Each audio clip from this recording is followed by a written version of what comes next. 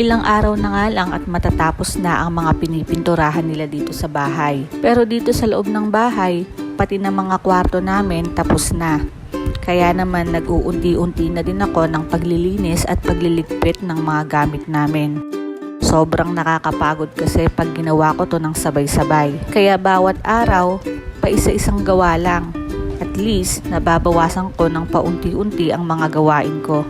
Plus may 2 alaga pa ako na inaasikaso. Kaya sa time na busy silang naglalaro, sinasamantala ko ang pagsisinop ng mga gamit namin. At minsan din, habang si mama ang tumitingin sa kanila, nag-aayos-ayos na ako ng mga pwede kong ilagay sa kwarto. At pinalinis na din namin yung mga aircon sa bawat kwarto dahil sobrang pinasok na din ang mga ito ng makapal na alikabok.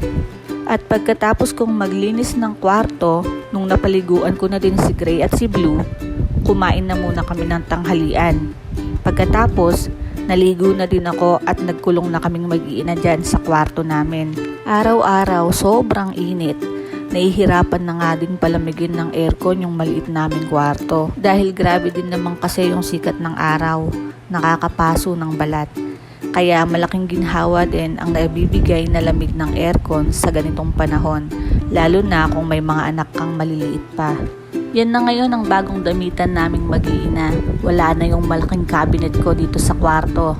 Sa mga oras nga na yan, gumagawa ko ng pangalan ng bawat damit. Plano kong i-label para mas madaling kumuha ng isusuot. At kung mahilig nga din pala kayo sa pagli-label ng mga bagay-bagay na kagaya ko, isi-share ko yung ginagamit ko na yan dahil ang ganda.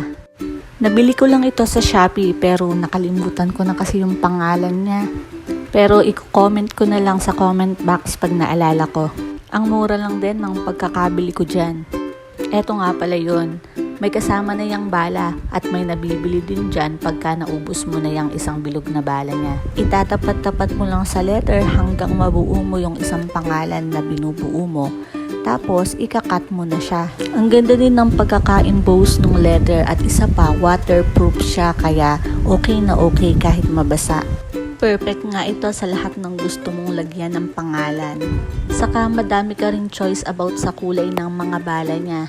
Nung in-order ko yan, sinamahan ko na rin ng maraming bala. Kumuha na ako ng red, black at saka yung gamit ko, blue. Ayan, ganyan yung finished product niya.